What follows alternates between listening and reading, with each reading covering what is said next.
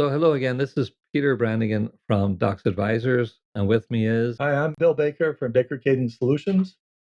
and we've decided to do some occasional discussions between ourselves that might be useful to other people on various topics. So this is the second in our series. We did one recently, and for today we're going to talk about a different topic, which is really if you're a firm that's 3 years in on Worldox or any document management system, but obviously we're more interested in Worldox, and you've had it for 3 years, what should you be thinking of as the manager or even as a user potentially?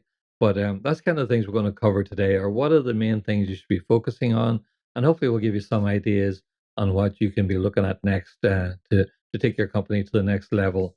So, Bill, what are your first thoughts? Well, Peter, the first thing that, and this is an idea that we actually developed together, and that is to do surveys to find out what the people in the firm know and don't know about Worldox. We have found this tool that you told us about that allows us to easily do a survey, maybe 15 to 20 questions. And from the results of that survey, we know what people like and don't like or need to know more about Worldox. And then we can develop a training program around those requirements.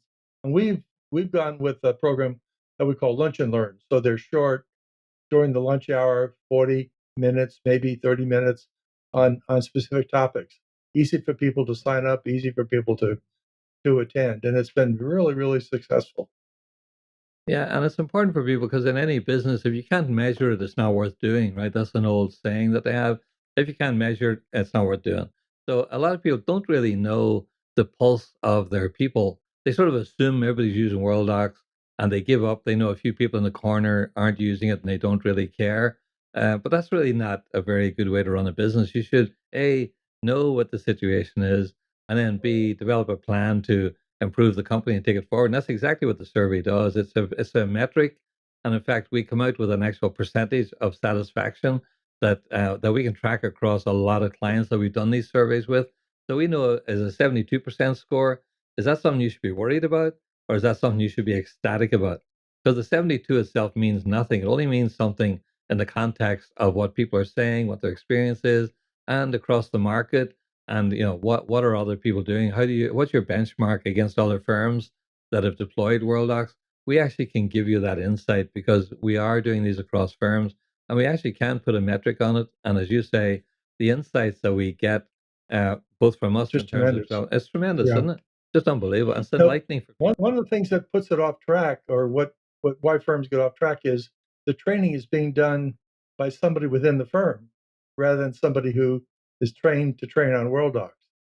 And that person in the firm only shows that new employee to the level that they know about Worldox, which could be less than 50% of what they should know.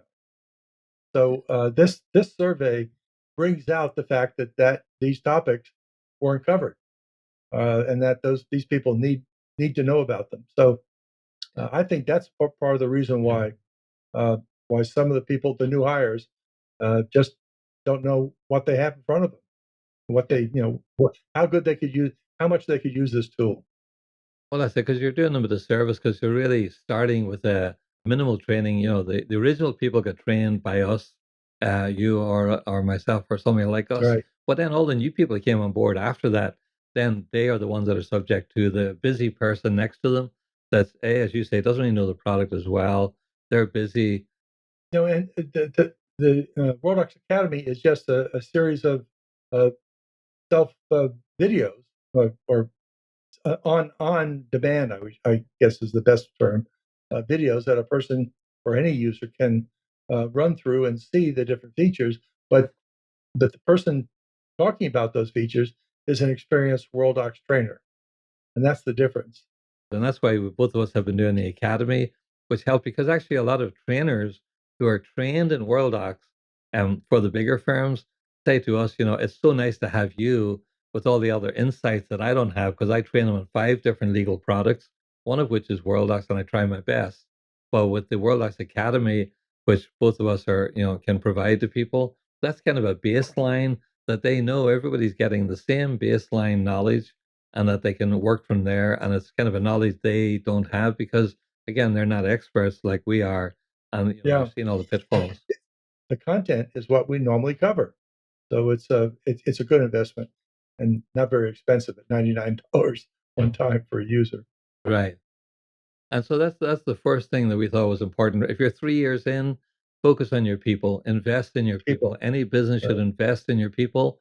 And we both have fantastic plans for that are very effective, cost effective, and have a huge impact. Even with 1 to 2 hours with people, the impact we can have with your staff, even if they've been trained before, because they could just take the simple stuff at the start. Now we can teach them the next level of stuff which they've never been trained on.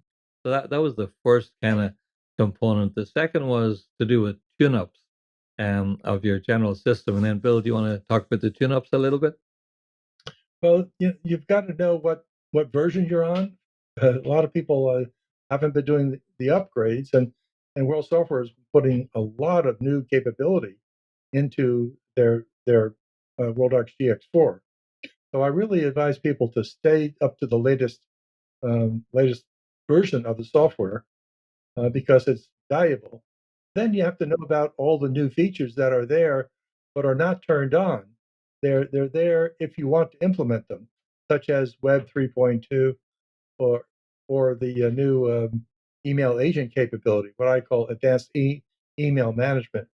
But you have to know about them, and then you have to understand what they do before you can implement them. Yep. So that's been on the latest release, and also just checking your system for its general health. I mean, do you need to archive some files? You've been live for 3 years again. Do you have 500,000, a million files all in one cabinet with one index? Cannot be optimized. How are people using doc types? Maybe you had it implemented by somebody else that allowed you to do 100 doc types, but 60 of them are not being used, or they've had 5 documents put into that doc type. So maybe it's time for a cleanup because, again, now you have the data. We can analyze the data and see exactly which doc types people are using. You can also unearth that there's some that you need that you're not using based on descriptions. We can analyze those. And maybe you've got a load of HIPAA documents, and we see HIPAA everywhere, but they're all called miscellaneous. And we say, well, Yeah. you know what, you should add a HIPAA doc type, So it's maybe adding some in some cases, getting rid of a lot of other ones. And again, just to make it easier for the users so they're more focused, they can readily know what they're supposed to classify something, which again just improves the product. So just any kind of a health check and those kind of things is going to be helpful. We just had a firm, Peter, that had way too many profile or cabinets set up. Mm-hmm. Uh, and they had a cabinet for every team within the firm. So they must have had 20 different cabinets, Yeah. and we helped them to consolidate it. They didn't need them. Whoever had implemented it wasn't us. Yeah. Um, uh, had really gone down the wrong path with the way to do cabinets. We got that fixed up and streamlined for them.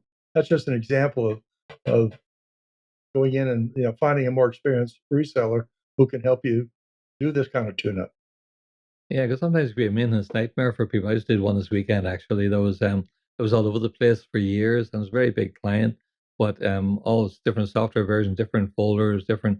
It was just messy and hard to maintain. Whereas when we upgraded and we just did a full realignment of everything down to simple to maintain. Because as you're talking about all those cabinets, they have security associated with them, and users being assigned to different security groups probably to see those cabinets, and therefore that's a maintenance nightmare where when you can simplify it, the whole maintenance costs come down, and also the risk of making a mistake and giving people the wrong access to the wrong things is reduced by streamlining it. And again, that's the kind of tune-up we're talking about: security groups, Yeah, ethical and I'll just walls. throw another one in there, Peter. Yep. Um, Sometimes firms will have maybe 40 user licenses, but now the firm's been reduced down for some reason, and they're paying for 40 on an annual basis when they only really need to have 20 or 25. Yep. You can easily reduce that annual maintenance fee by just asking to lower the license count on the renewals and save a sizable amount of money year over year. You still own the licenses, so you always can bring them back, but you don't have to pay for them if they're not being used. Oh, that's a great point, actually. Yeah, so that's sort of clean up, tidying up users. making people inactive again if they've left the company. Inactivate them, don't delete them, but make them inactive. So there's a lot of just general health checks that we can do as companies to help people just make it. You take your car in to get serviced, right? You change the oil and you do stuff, but we think that somehow magically Worldox will just run forever without touching it. And while that's true to some extent, it's not really a good way to do it. You're going to be much more if you do proactive maintenance, like they call it, or preventative maintenance, right? So if you do Right. preventative maintenance on it, then you're going to be in a lot better situation. And Right. Because when it breaks and it doesn't work, then it's going to cost a lot more to get it fixed. yeah, because it's mission critical. These are mission critical applications. If your company is Right. down for a day with Worldox, that's a major That's pain for right. people. So we want to avoid that. So that's kind of the health check is the other kind of The other area area. that I would Go ahead. that I would point out that I see is that people are not aware of all the deployment options with Worldox. Mm. You know, there's some people want to move to the cloud, and they think the only solution is Worldox Cloud, which is a SaaS application, software as a service. But and it's a good solution, but you could also just move your licenses from your in-house server to a cloud server and save that investment and still have the same capability that you had with the in-house server. And so, you can run those licenses on Microsoft Azure or Amazon Workspaces or Proceris or any of the hosted cloud services. I see firms that just don't think about that. They think they have to go to a SaaS application when they don't always have to do that. Yep, and the beauty of that as well is not only do you keep your license and the investment you've made, but also when you do that, it's like 100% of the functionality because it is a fact that the professional, even though it's almost the same as the cloud, there are some features in the professional instance of it that are not available in the cloud. That is just a fact. Now, it's no core stuff. It's nothing you need day to day, but there are things that some people have leveraged for a while that they may have to give up on that when they go to the cloud, like dragging and dropping into a court thing for Oh, the e-filing is email agent, an email the agent. advanced email agent doesn't Yeah. run in the cloud at this point. Yeah, and the cloud generally lags behind a little bit on the release from the professional, but when you can go to a hosted service of your own or whatever it might be, or BoxTop is another one we work with. Yeah, I Um, forgot to mention Box Top. You're right. Yeah, Good so one. any of those, and it just shows there's a lot of different flavors of it that we're aware of, and each company is different. Not everybody needs BoxTop, not everybody needs Azure or AWS, but we can help you along that path to say which one is at the pros and cons for my needs and where we are as a firm. And then you decide. We just provide data because we're kind of agnostic on all these. We really don't care where it is. The implementation cost is generally the same for us, whether it's cloud or whichever.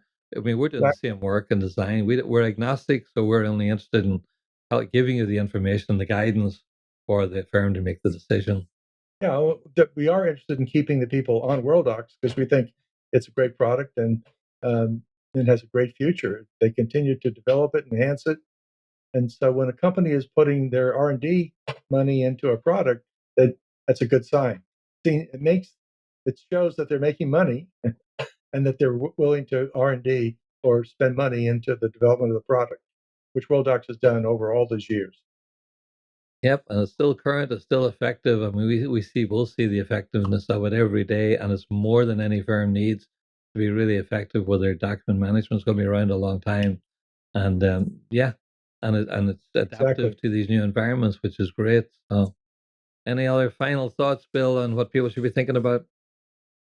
No, those are the topics that I would normally point out, and I'm getting calls every week about different deployment options and about trying to get more out of the capability of the product. That's why Good. we're here. That's why we're here. So the three things we said are people, investing in the people and understanding them, then doing a health check, preventive maintenance type stuff, and then checking your server status and is it time to make a move or is something driving you to change your environments for whatever reason. Those are the kind of the three things, probably the 3 to 5 year in people that have Worldox for that kind of period. That's what you should be thinking about at a minimum. That's There's right. other things, but at a minimum, those are going to be helpful, hopefully. We're here to help. And definitely are. So thanks, Bill. Thanks for sharing. And Thanks, we look Peter. Always forward good to to be with you. you Talk to you too. next time. We'll look forward to the next one. Thanks. Bye. Same here. Bye bye now. Bye.